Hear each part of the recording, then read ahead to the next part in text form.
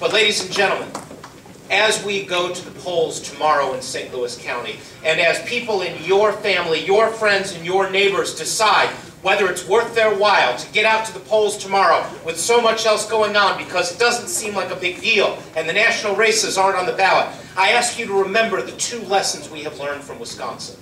The first lesson we have learned from Wisconsin is that the fight for workers' rights in this country depends a lot more than on just one presidential election every 4 years. And if we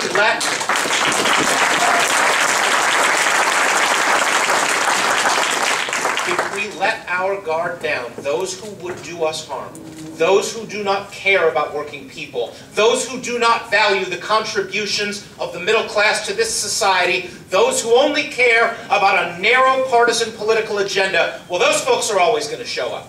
So I think we have learned that it is our obligation to get our people out, and not just the hardcore people in this room, because I know all of you are going to vote. But I'm talking about grandma.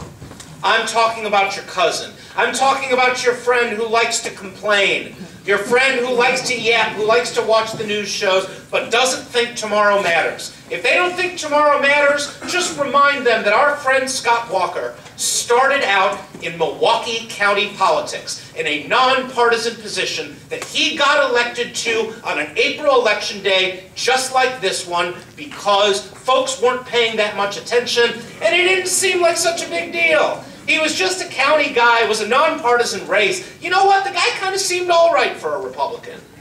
Well, then he got himself elected governor, and behold what has happened. Let's not let that happen in St. Louis County tomorrow. Let's not let that happen in St. Louis City tomorrow. Let's not let that happen any place where these things are on the ballot.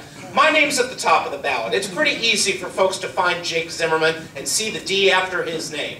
But you know what? There are scores of other races on the ballot in St. Louis County and throughout our region tomorrow. And it's so important that people get out there and join the fight and stay in the fight for people who care about working folks. Because it is not a battle that is won and lost in a day, and it is certainly not a battle that is only won and lost in November.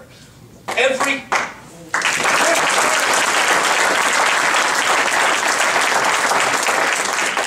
single one of us knows that this fight can and will be won.